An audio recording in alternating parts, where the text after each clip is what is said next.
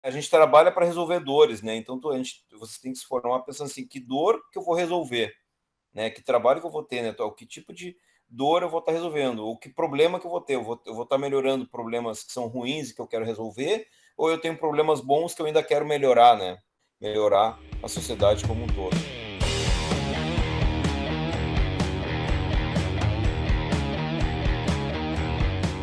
Olá, olá, sementitas! Eu sou Maria Eduarda. E eu sou Luíse. Eu sou Maicon. E eu sou Pedro Henrique. Sejam muito bem-vindos ao Ferrumcast, onde desvendamos suas curiosidades mais corrosivas. Hoje iremos explorar um pouco mais sobre os processos de produção do aço e dos ferros fundidos. E para nos ajudar nessa transmissão do conhecimento, trouxemos como convidado Marino Moscardini dos Passos Júnior. Eu tenho 44 anos, eu sou formado em engenharia me formei em 2004, tenho mestrado, né, desde 2009, e atualmente eu trabalho então no Grupo Gerdau, na usina de charqueadas, no exterior do estado aqui. Eu comecei fazendo técnico em mecânica, na época, e aí dentro do curso de técnico em mecânica eu tive tanto a parte mais ligada à máquina, cálculos, né, como também alguma parte também de fundição dentro da Escola Técnica Parobé, que é uma escola estadual aqui em Porto Alegre, aqui no Rio Grande do Sul. Então ali eu fiz todo o ensino médio e saindo dali depois eu tentei daí vestibular para engenharia mecânica e posteriormente para engenharia metalúrgica, né? São áreas que me atraíram muito, né? E pela fundação, pela minha formação como técnico, né? Tinha bastante afinidade. Dentro daí da universidade, né? Então entrei no curso de engenharia metalúrgica. Eu tive contato daí na época com a Gerdau, tá? Na época a empresa ela oferecia algumas bolsas, então eu acabei ficando como bolsista da empresa e fazendo a graduação. Então, dentro desse período, fiz vários estágios de férias, né? Isso é uma coisa que ajuda muito, assim, o contato, o conhecimento, assim. Estágio não remunerado, né? Só estágio realmente para visita mesmo, para conhecer o processo, conhecer os profissionais. E ali eu fui me apaixonando pela área siderúrgica e especificamente dentro da área de aciaria, né? Da fundição de aço. Então, eu trabalhei depois dentro da graduação, ainda dentro dos laboratórios da universidade, com projetos ligados daí também a Gerdau, a aciaria, né? E aí, quando eu estava no sétimo semestre, eu acabei fazendo, aí eu saí então dos laboratórios e fazer realmente estágio universitário dentro da Gerdau. Então ali eu fiquei como estagiário até fazer minha formatura. E aí depois eu entrei como trainee na empresa, né? Teve os processos seletivos e entrei como trainee. E aí dali eu venho desempenhando, então já passei por várias células, né? A gente trabalha sempre dentro da cearia, na parte de fundos, no caso do forno elétrico a arco, né? Onde a gente faz a fusão de sucata e refino do ácido, na metalurgia secundária, com forno panela, processo de desgaseificação, na parte de lingotamento contínuo, né? Que é a parte da solidificação. E aí, dentro desse período, eu fui evoluindo e hoje eu trabalho principalmente também no atendimento com clientes, né? Então, na parte de relacionamento técnico com clientes em relação à qualidade da aciaria, né? Então, hoje é o que eu mais faço, né? Então, apoiando daí a equipe toda da aciaria. E lá se vão já mais de 20 anos, né? Essa história, na verdade, aqui é rápida, mas lá se vão mais de 20 anos.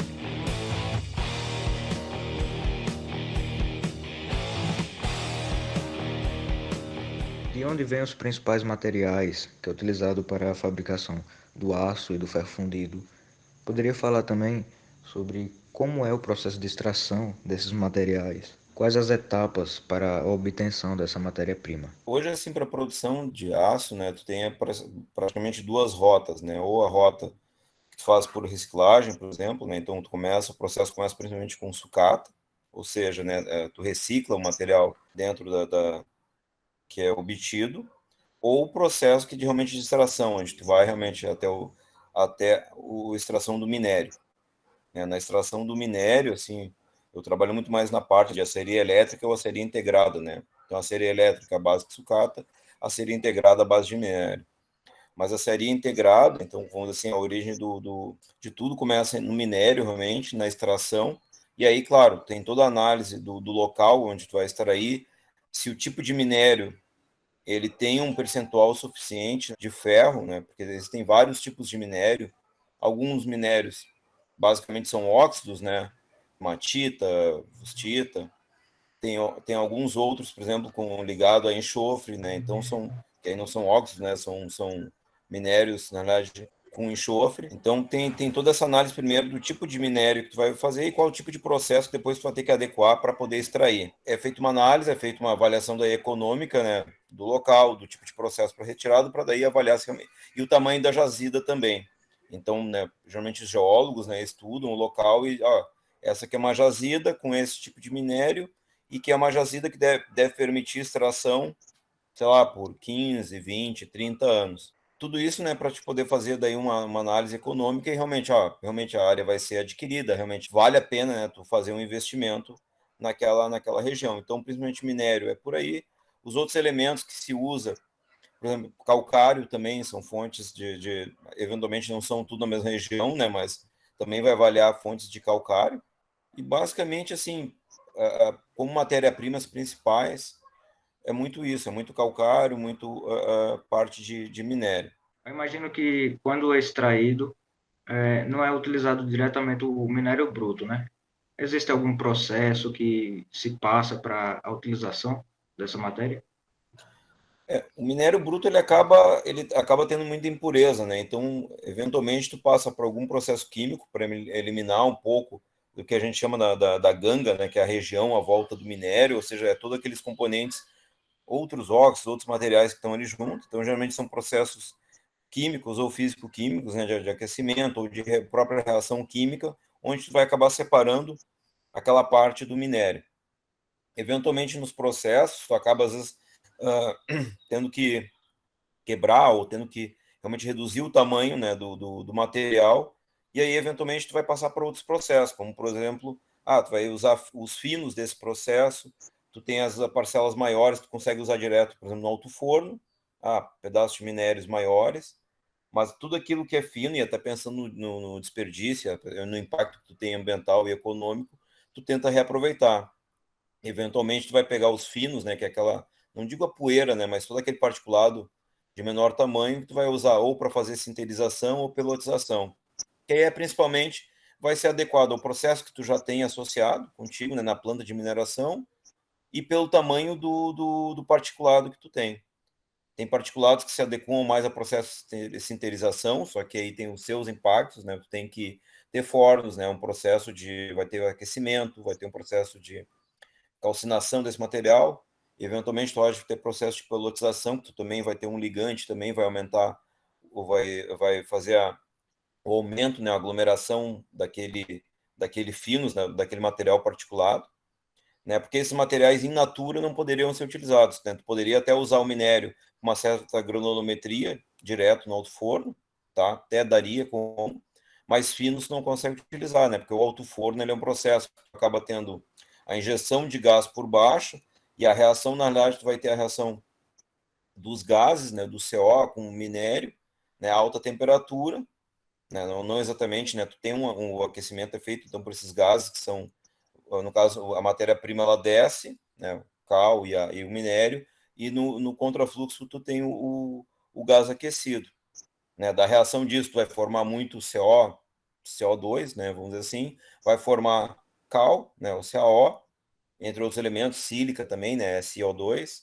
também, e formar finalmente o ferro gusa, né, que é o ferro que se forma então nesse processo de extração do minério, que é o, vamos dizer assim, o ferro de primeira fusão, que antigamente se falava, né, que é um material que basicamente ele propriamente dito ele não tem utilidade, ele tem muito ele tem um carbono de 4%, ser um material extremamente frágil também, frágil assim quando tu pensa em aplicação tanto para construção civil ou para construção mecânica ou para outras aplicações, ele acaba não sendo um material ideal. Então, esse primeiro, ele serve, na verdade, de matéria-prima para os próximos processos que tu vai ter a seguir. Né? Se é uma usina integrada, né, tu pode enviar ele, tu pode extrair ele líquido do alto forno e pode enviar direto para uma aceria daí a oxigênio, que a gente chama, que onde vai ter convertedor, conversor, para utilizar esse ferro gusa líquido, ou tu vai solidificar ele, que é um processo também muito comum, e enviar para fundições ou para aciarias elétricas para ser também parte da matéria-prima do processo. Então, No processo do ferro, é basicamente assim, tu vai até basicamente o ferro gusa, né? Seria o primeiro ponto. Sim, as grandes indústrias acabam sendo produtoras de ferro gusa. Ou tem bastante, acho que na Bahia tem, no interior de Minas Gerais também tem, se não me engano, Goiás, né? Tu tem bastante também dos guseiros, né? Que a gente chama, que são empresas que trabalham justamente na etapa de extração do minério ou compra do minério, por exemplo, de mineradoras, como por exemplo uma Vale do Rio Doce, por exemplo, e transformam isso em ferro gusa. Aí, que nem eu falei, né? Para utilizar ele na forma líquida ou eventualmente tu solidifica ele, né? Faz o que a gente chama, ficando, tem vários formatos, né? Tem gente que tem produção em formato tipo um paralelepípedo, um tijolinho, tem uns que ficam, parece uma piramidezinha, e aí para comercializar depois.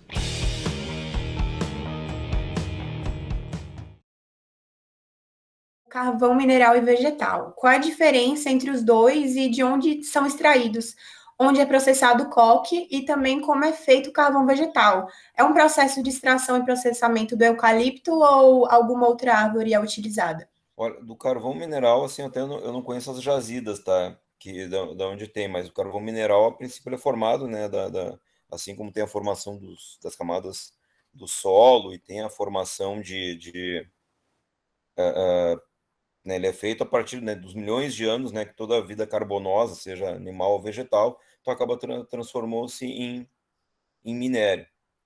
Também com uma determinada quantidade de material, como é que eu vou dizer assim, impurezas também, né? Quando tu também queima carvão mineral, tá queimando vários outros materiais juntos, né? Tem enxofre, aí dependendo da região do minério, tu vai ter vários outros elementos, tá? Então é uma extração como se fosse um minério, né? Também são jazidas, os geólogos também analisam a quantidade de material, por quanto tempo é viável, né, a extração daquele material. Então, geralmente, quando a gente vê, né, às vezes em filmagens, alguma coisa, tu tem aquelas grandes minas, né, onde vai, ou pode ser mineração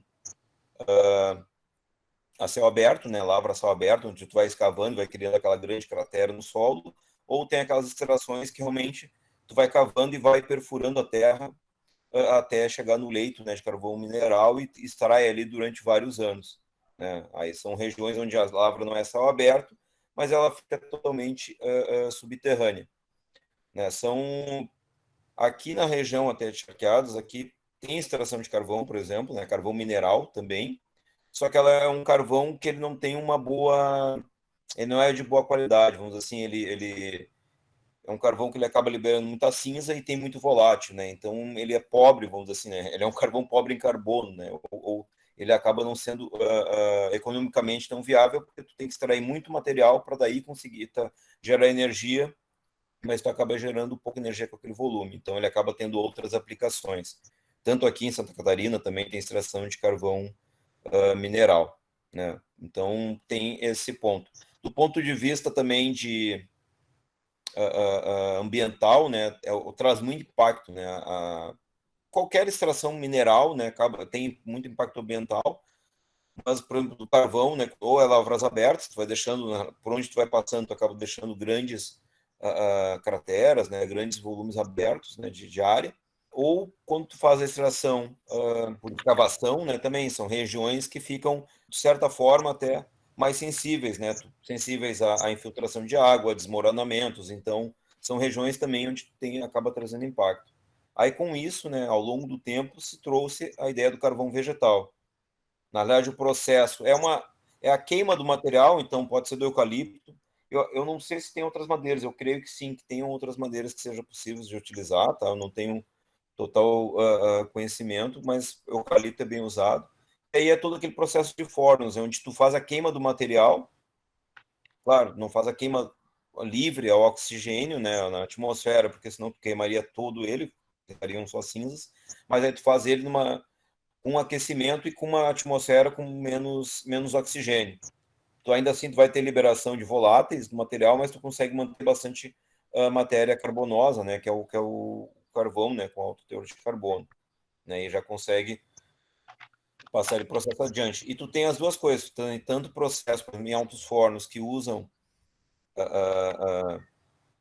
carvão, tá? Tu pode usar ele tanto mineral ou vegetal, existem as duas formas, tá? como também depois pode transformar o carvão mineral e até mesmo o carvão vegetal, às vezes em material mais particulado para injeção em outros tipos de formas. O que tu falou do coque, né, principalmente para carvão mineral, aí sim, aí tem a extração dele, mas vamos dizer assim, ele ainda, o carvão na sua forma bruta, né, ele vai formar muita cinza, ele vai formar também muito volátil, muito gás, né, seja enxofre, sejam gases com bastante nitrogênio, ou mesmo o vapor d'água, né, tudo isso vai ter formação. Então, o pessoal então passa pelo processo de coqueificação, que é um processo lento, né? Então são câmaras também onde ocorre a queima dele, também com controle de atmosfera, né? E também com processo de alta temperatura também. Então tu vai fazendo baterias, né?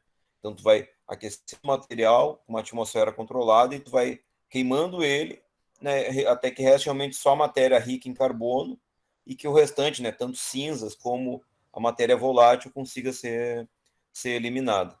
Tem algum impacto ambiental gerado, né? Claro, tem que ter o cuidado, mas hoje é o processo, um dos processos até mais comuns, até pelo volume, né, que consome quando tu vai passar pelo processo de forno.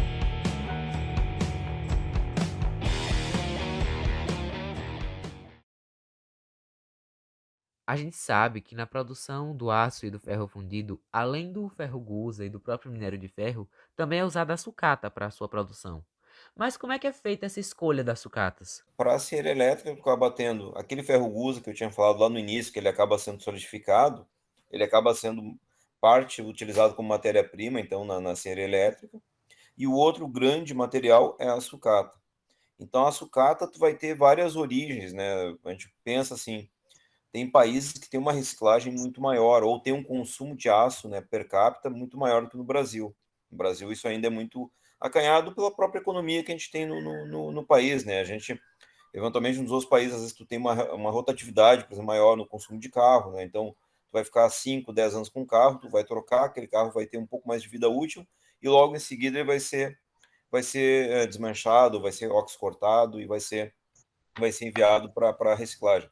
No Brasil, às vezes, esse processo é muito mais lento, né? Eventualmente, tu vai ver pessoas com carro ficando 30 anos com carro, 40 anos com carro ainda rodando. Então, é um mercado que acaba sendo diferente. Então, no Brasil, a gente acaba tendo a seleção, ela ocorre com reciclagem de sucata de indústria, ou seja, o pessoal fabrica alguma peça de aço, todas aquelas rebarbas, cavaco de usinagem, que é gerado. Então, é comprado de volta, então, pelas usinas siderúrgicas. Tu tem aquela matéria que a gente chama que são tubulações, ou são grandes desmanches de obras. Tu botou abaixo um prédio, por exemplo, toda aquela matéria ferrosa que tinha ali dentro, vergalhão, vigas, perfis, aquilo ali é comprado de volta e reciclado. Tubulações industriais, né, que com o tempo vão ficando, sofrem corrosão e que eventualmente vão sendo trocadas, né, tubulações de aço, também são adquiridas. E tu tem geralmente, cada mercado de sucata regional, ou seja, tu vai procurar, aqui no Sul, no Rio Grande do Sul, tu vai procurar sucata até Santa Catarina, Paraná. No Centro-Oeste, tu vai procurar em Mato Grosso, procura em Tocantins, procura em Goiás, procura em Minas Gerais. Em Minas Gerais, tu vai procurar em toda a via regional, São Paulo, Rio, Espírito Santo, e assim tu vai trabalhando pelas regionais e trazendo as sucatas que a gente chama de obsolescência, que pode ser restos de desmanche de carros, leilões de veículos, pode ser leilões de equipamentos já que não estão sendo mais utilizados, pode ser obsolescência simples, que a gente chama, que é algumas próprias cooperativas de reciclagem, né? Então, desde latinha, desde de materiais que são encontrados, às vezes, assim, pela rua, ou peças de ferragem mesmo, que são adquiridas em alguns pontos de reciclagem e depois enviadas em massa para dentro das siderúrgicas. Então, são várias fontes que tu tem. Eventualmente, nessas fontes de sucata, aí tu vai definir um processo para elas, eventualmente elas têm um tamanho muito grande, uma tubulação, às vezes pode ter vários metros, né? Então tu tem que ter um processo para adequar ela para uso nos fornos e eventualmente também conhecer a composição química da sucata, até para que ela não influencie na qualidade final do teu produto, né? Que é o aço recém-fundido na cera elétrica, né? No forno elétrico a ar ou em fornos de fundição, fornos indutivos, entre outros fornos. tá? Então, esse que é o caminho que a sucata, faz dentro do mercado, né? Dentro do ciclo inteiro.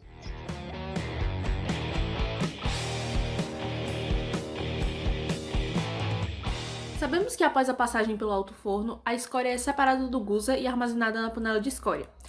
Nós gostaríamos que o senhor nos explicasse qual a finalidade de armazenar a escória e qual o destino tomado por ela. Se ela é utilizada para a fabricação de algum outro material e o que a própria Gerdau faz com essa escória. Tem dois processos assim que hoje tem para a escória, tá? Tem duas indústrias que acabam consumindo bastante material.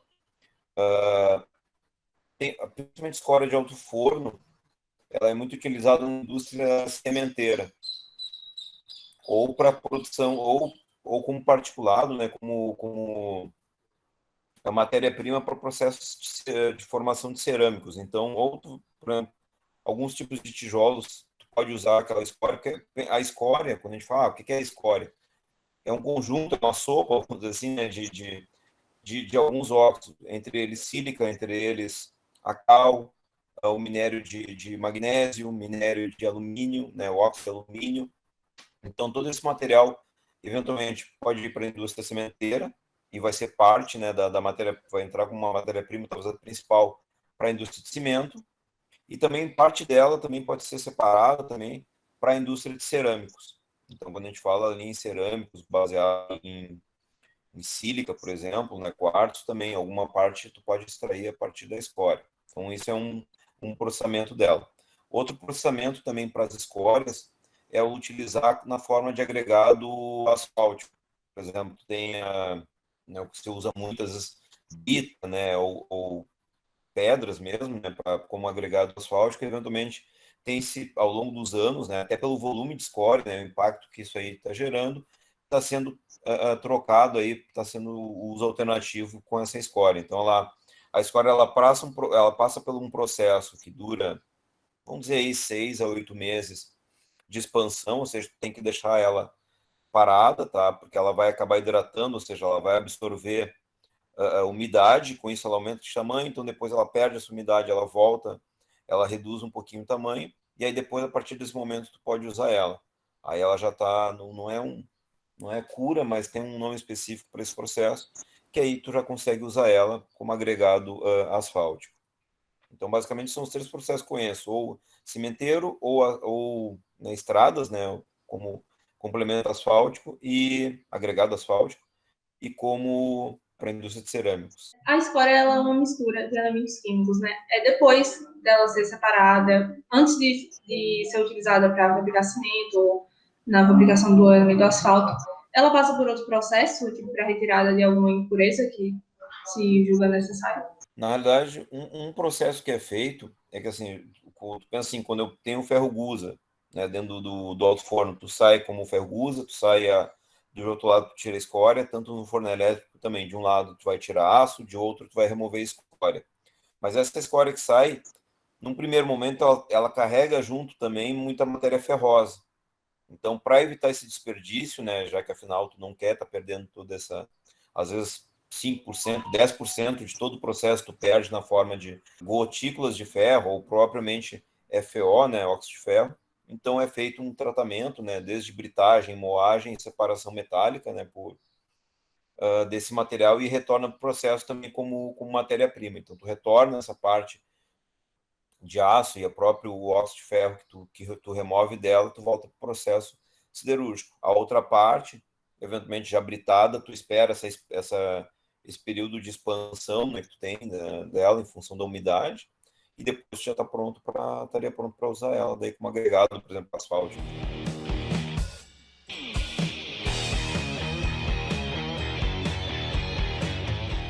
Quando estudamos sobre o processo da fabricação do aço, percebemos que o ferro gusa precisa passar por um processo de dessulfuração. E essa dessulfuração acontece num carro torpedo. E por que isso acontece? Ajuda de alguma forma o movimento do carro a dessulfurizar mais rápido o ferro gusa ou é simplesmente para poupar tempo?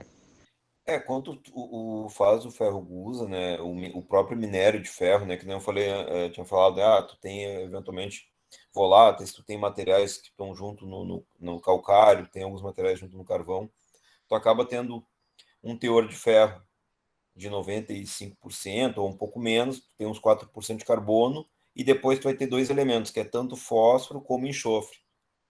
Então, só que esse processo de desulfuração e desfosforação, ele não ocorre, tu não consegue fazer ele dentro do alto forno. Então, o que tu faz? Para tu não deixar esse processo todo de sulfuração ou desfosforação ocorrer só, por exemplo, no convertedor, lá no conversor, né, se achou por bem, né, fazer no... Ele fica, às vezes é estranho, né, porque a gente chama de carro torpedo, né, então no meio do caminho entre o alto forno até levar esse ferro-gusa para a aciaria, né, para o conversor, para o oxigênio, tu faz, então, tu injeta daí cal, né, para ter a reação com ferro-gusa, e aí esse cal vai acabar formando o que a gente chama de sulfeto de cálcio, vai conseguir remover, então, vai formar uma outra escória, né, sobre o ferro-gusa, rico em sulfeto de cálcio, que é o que tu vai conseguir remover depois. E também nesse processo já acaba removendo um pouco também de fósforo também pela reação também da cal com o fósforo também que está ali disperso. Mas é principalmente, talvez, para muitos casos, é principalmente pela dessulfuração. Tu acaba tendo um ganho econômico, né? Porque tu não tem depois toda uma etapa propriamente dita depois do conversor para estar removendo esse enxofre, né?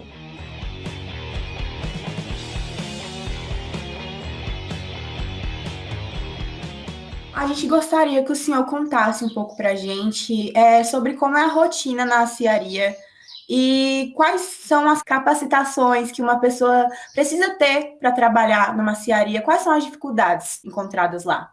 O processo de uma aciaria, e aí, seja ela oxigênio ou elétrica, então tu passa pela etapa, tu tem uma etapa de seleção de matéria-prima, então tudo que a gente falou sobre se tu vai usar ferro-gusa, se tu vai usar sucata, qual a proporção entre os dois, se tu usa ferro-gusa sólido, se tu usa ferro-gusa líquido, quanto tem a disponibilidade.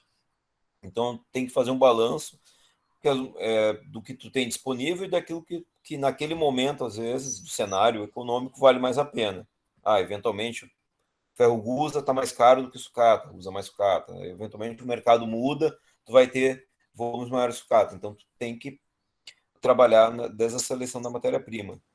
Dentro daí, depois tu vai passar pelo processo de fusão, realmente, então tu vai pegar a sucata, vai pegar a ferro-gusa e transformar daí em aço líquido, né, e fazer o refino dele, começar o refino dele, então, tratando para que ele tenha adequada composição química, seja teor de carbono, teor de enxofre, teor de fósforo, principalmente no refino primário, que é o conversor ou o forno elétrico a arco. Depois dessa etapa, tu vai passar pelo forno panela.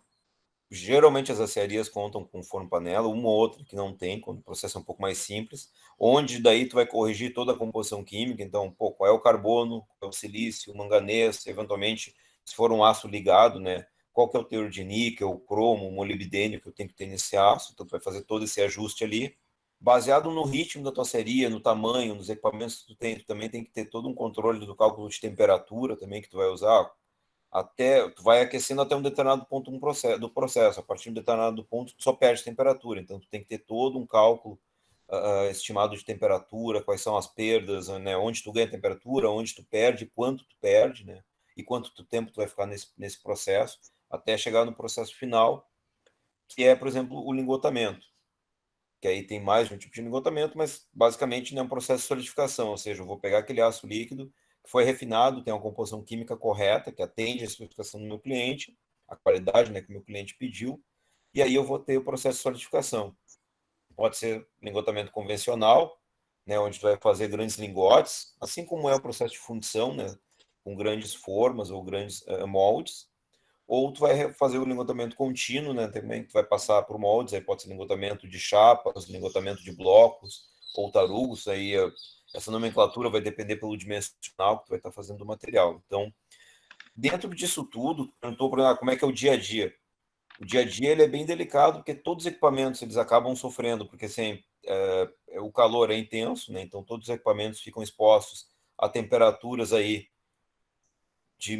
acima de 1.450 graus até 1.700 e poucos graus, então é um range alto de temperatura.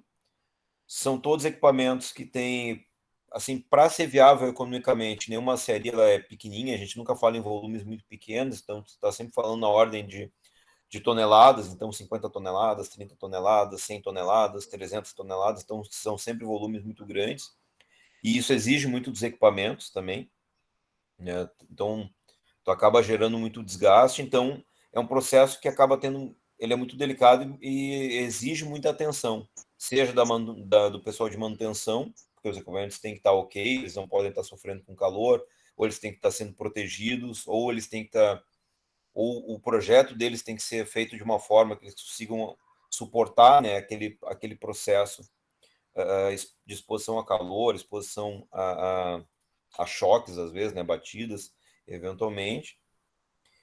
E da parte da operação, é um processo também delicado, também porque como a matéria-prima ela muda, né, ela não é sempre, eu nunca tenho, nunca vai ser o ferro gusa que vem, sempre vai ter uma pequena variação de composição química, a sucata que vem sempre vai ter variabilidade também, e tu tem que adequar cada processo para que ele consiga eliminar como é que eu posso dizer, as imperfeições ou as variabilidades do processo anterior. Então, se a sucata e ferro gusa vem com uma certa variabilidade, o forno elétrico a arco tem que conseguir reduzir essa variabilidade ao máximo para passar para o próximo processo de forno panela, para poder ajustar a composição química da melhor forma possível e a temperatura para que traga o menos variabilidade possível ao processo de solidificação.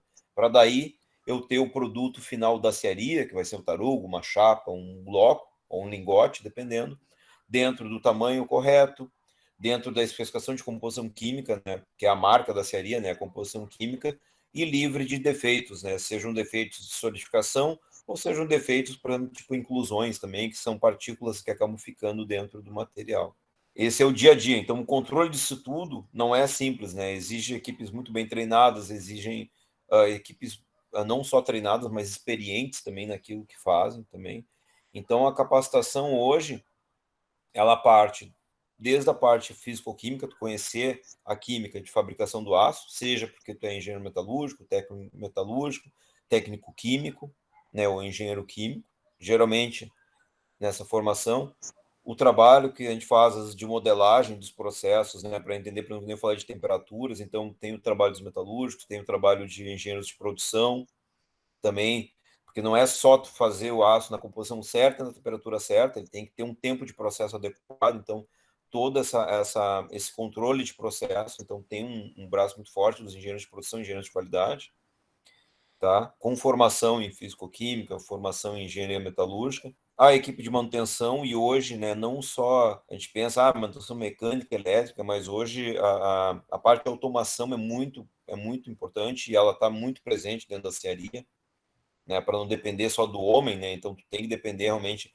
de uma série de sensores, né, então quando a gente fala em indústria 4.0, ela realmente já também já está presente com uma série de sensores para que consigam monitorar realmente todo o processo e ajudem o homem na tomada de decisão, caso, né, tu tenha algum desvio de processo. Pensando até no processo siderúrgico, né, também é um processo que né, pensa, é um processo muito, para o ser humano, é um processo muito hostil.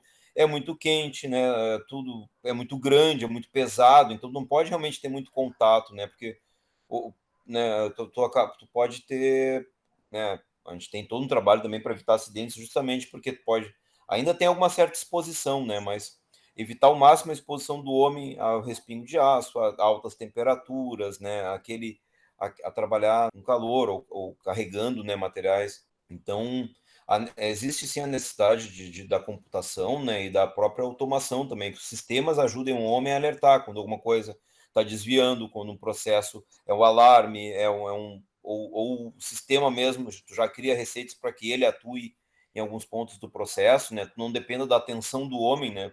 A gente tem a nossa atenção, tu consegue fazer uma coisa, duas coisas ao mesmo tempo. Homem consegue fazer uma, mulher talvez duas, três.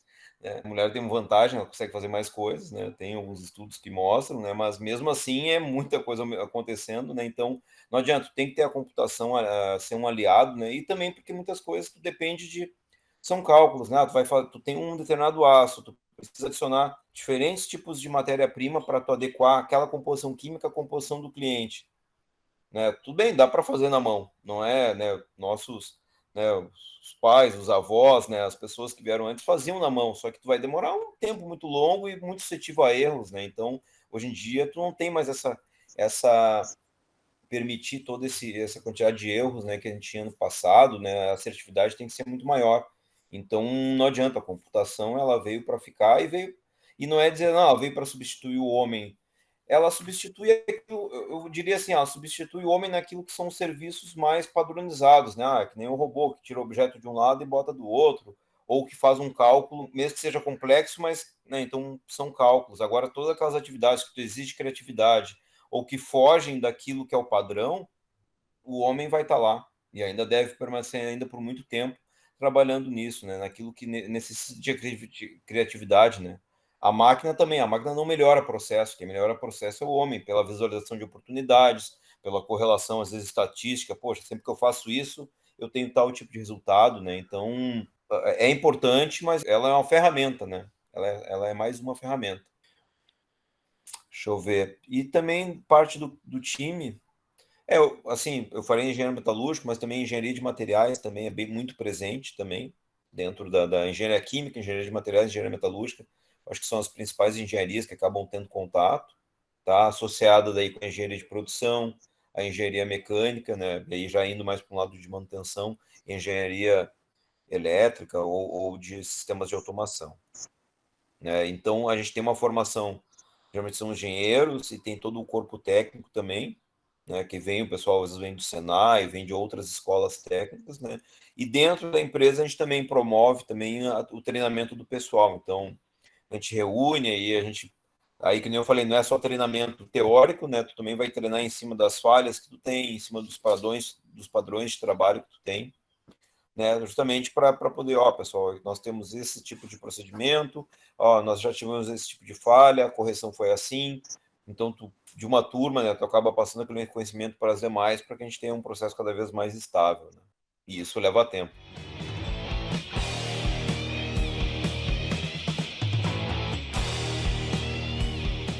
A gente também sabe que a produção do ácido ferro fundido acaba gerando muitos fatores poluentes. Então, de que forma é possível diminuir essa poluição e quais desses recursos já estão sendo utilizados?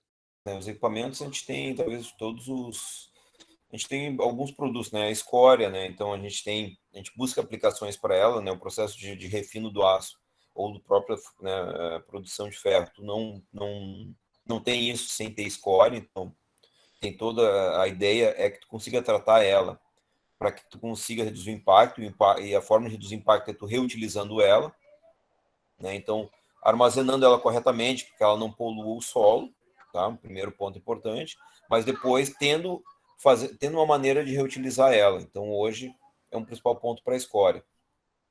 Tem outros produtos, como, por exemplo, tudo aquilo que é sucata, tudo aquilo que é refúgio, né, de aço, é reaproveitado no processo, de alguma forma. Então, ele não fica, por exemplo, virando, enferrujando, né, oxidando, né, parado em algum lugar, ele é reutilizado.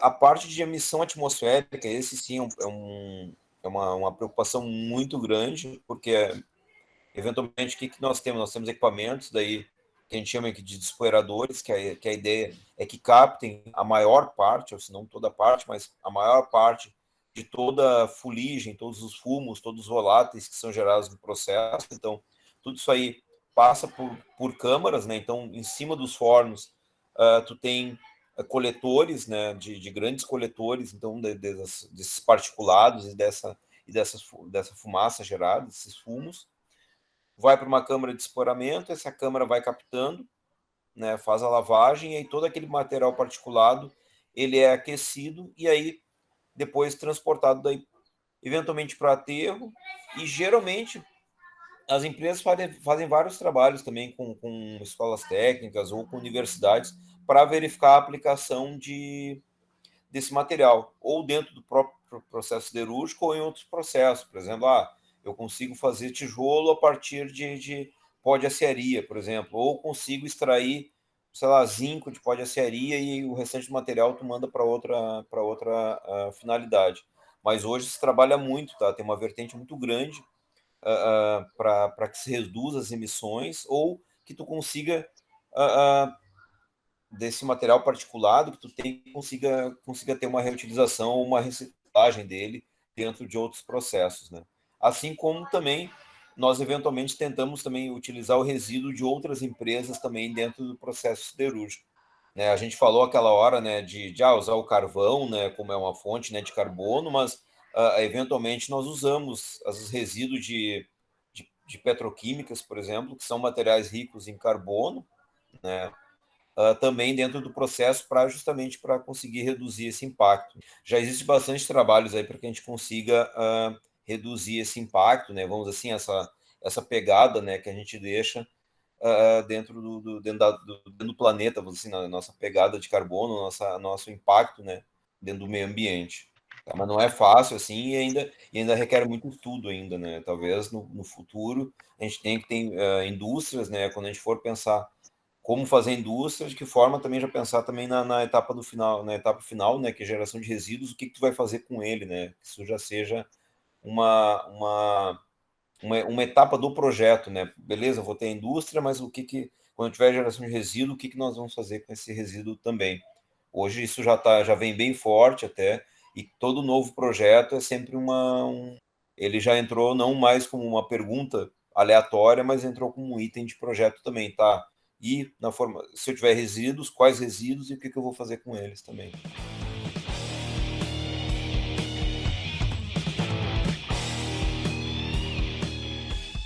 Resgatando respostas a uma pergunta anterior, nos surgiu outro questionamento. Quais são as diferenças entre o uso do sopro de oxigênio para a cearia elétrica? Há alguma melhora no produto final? O uso do oxigênio, né? Então, e aí são vazões eventualmente até supersônicas, né? Tu vai fazer o oxigênio entra como numa etapa de refino. Tu tem uma etapa que o oxigênio ele vai entrar, ele vai ajudar na fusão do material, tá? Incrementando a temperatura, né? E ajudando na fusão. E depois numa etapa, depois de todo o material estar fundido, né? Né, ele também entra numa etapa de refino. A gente tinha falado, acho que foi o Michael que tinha perguntado sobre desulfuração e sobre no carro, né, durante o trajeto. Pois é, dentro do processo de refino, o oxigênio.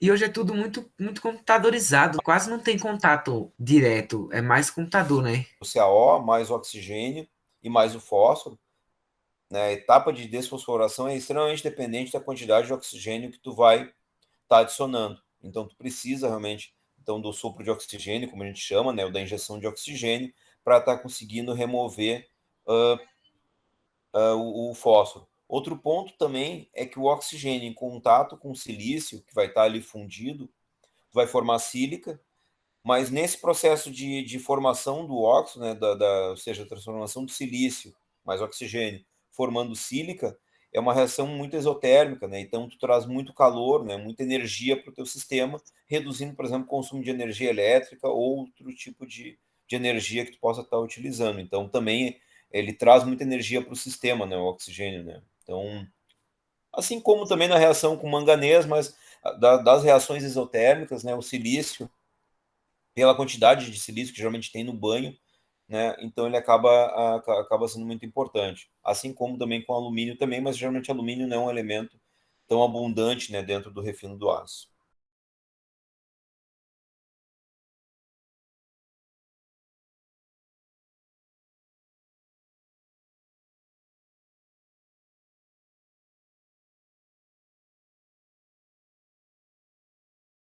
Eu queria agradecer ao senhor por ter cedido esse tempo para responder os nossos questionamentos. Tenho certeza que são muitas dúvidas. Sim, muito obrigada. É muito importante para a gente, assim, que está iniciando na área, ter essa entrada no assunto e o senhor esclareceu muita coisa. Que bom, fico muito feliz assim por participar e assim o que move o mundo são as perguntas, né? A gente vai tendo respostas e mais perguntas, né? Que geram mais perguntas. O que move realmente é o se perguntar, é o questionar, né? O pensar como sempre poder fazer melhor, né?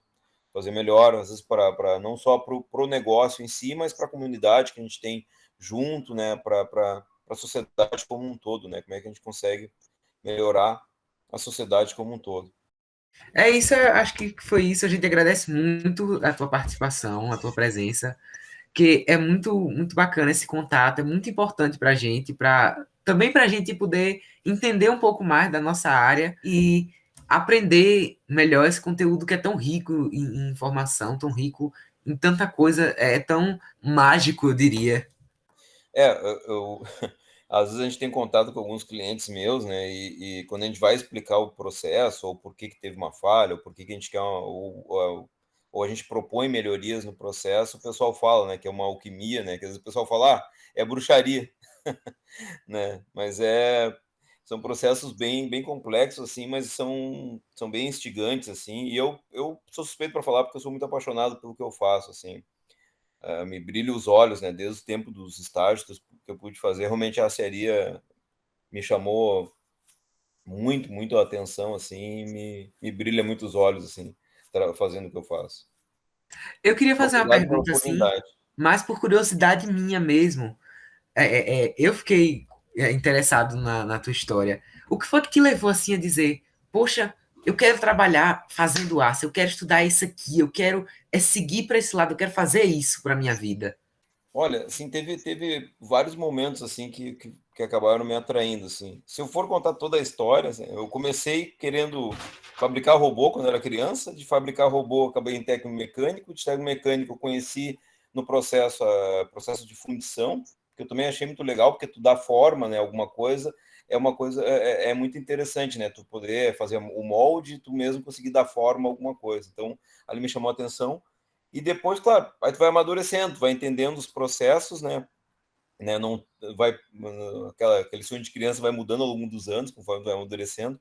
Mas assim, dentro da cearia, assim, é um processo. Quando eu tive lá e a primeira vez que eu tive dentro de um forno assim que não sei, cada um com as suas loucuras, né? Mas quando eu senti o calor, assim, o barulho, assim, e a tensão, isso que eu quero, é perto disso que eu quero ficar trabalhando, assim. Ainda que hoje eu já acabo já ficando um pouco mais distante disso, né, em função conforme a carreira da gente vai evoluindo, mas ainda é o que me atraiu, assim, e essa magia que tem dentro do processo me atrai muito, assim, de conseguir solucionar, de resolver os problemas que aparecem, assim, e olha, problema, não que são problemas todos os dias, assim, mas todo dia tu aprende um pouco e tu vê alguma coisa diferente, né, isso aí me instiga, de novo, né, as perguntas, né, por que aquilo está acontecendo, me levam à frente, né, me levam adiante, né, então a busca de respostas que me traz assim todo dia a me motivar a ir trabalhar, descobrir alguma coisa nova, ter novas perguntas e conseguir fazer o melhor a cada dia. Eu tenho uma curiosidade também, só curiosidade mesmo. O técnico em eletromecânica, ele entra em alguma fase dessa produção do ácido fundido? Tem, na realidade, assim, hoje, por exemplo, eu vou falar até pelas pessoas que eu tenho, né? Os técnicos, hoje, a maior parte deles, a formação deles acaba sendo de eletromecânico. Eventualmente, o pessoal entra, né? Tem técnicos metalúrgicos, tudo, assim, mas a maior parte ainda até porque eu acho que tem menos metalúrgico, né? Em geral, no mercado, a maioria do pessoal é eletromecânico, assim. Então, por isso que eu falo, assim, então, o pessoal vem, tem uma base, né, de treinamento, mas a gente também faz uma formação interna lá dentro, né, para complementar, às vezes, aqueles conceitos que vocês têm dentro da sala de aula, né, e aí tu vai conseguir ver na prática algumas coisas que tu só via em teoria. Não, mas a gente tem bastante, assim. Eu digo assim, metalúrgico, eletromecânico, assim, o importante assim, é instigar vocês a ter perguntas, instigar vocês a praticar o raciocínio lógico, acho que essa é a parte mais importante, assim. Às vezes a gente tem disciplinas que às vezes tu não vê fundamento para que eu estou fazendo isso, né? Mas, assim, pode acreditar, muitas vezes aquilo ali vai ajudar vocês a aprofundar o raciocínio e aprender a resolver problemas, né? Porque quando a gente trabalha na área, é basicamente isso que tu faz. Tu trabalha, claro, a gente tem padrões, tem receitas que a gente segue, mas dentro daquilo sempre tem a atuação, ainda tem, né, muito forte a atuação do homem, né, para a resolução de problemas ou situações que não são tão triviais, né? Então, todo esse treinamento que vocês têm justamente é para aprender e para desenvolver realmente o raciocínio, né? E conseguir ter aptidão para resolver problemas. Vamos dizer que esse não é um trabalho que você bota a mão para ver se já tá quente, né? Não dá para, né, na cozinha a gente ainda, né, pode mexer e experimentar, né?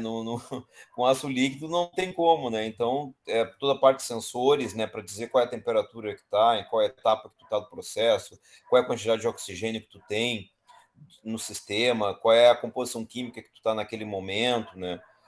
Ou se até outros tipos, né, de sensores, até os recipientes, né? A panela siderúrgica, o forno siderúrgico, se o forno não está desgastado, né? Então, qual é a espessura de refratário que tu tem lá dentro, se ainda está adequada para manter o processo. Então, são N tipos de sensores e ferramentas computacionais aí, ou às vezes tu faz simulações computacionais, simulação de fluidos, simulação de transferência de calor, para tu entender como o processo vai funcionar, né? Às vezes é muito mais barato às vezes, fazer isso do que testar na prática, né? Então, são ferramentas aí e cada vez mais úteis, né? Mas eu acho que foi isso, que foi muito bom nosso papo, muito esclarecedor, tiramos muita dúvida, muito bom mesmo, muito, muito, muito obrigado. Eu agradeço a oportunidade também de estar conversando com o pessoal. Quando vocês tiverem chegar também na época dos estágios também, não esqueça das siderúrgicas lá. Ronca, faz barulho, tem fumaça, é quente, mas olha, é um lugar muito bom de trabalhar. Tem coisa que motiva a gente, né, a continuar estudando, procurando, perguntando, porque eu mesma não sou fã da área, mas tem algumas coisas que eu escuto e que me motiva muito. Mas assim, o mercado é muito grande, né? E a própria carreira da gente muda muito também ao longo, né? Hoje em dia, assim, o que eu ouvi dos meus pais, né? Que a gente tu vai ter uma profissão na tua vida, né?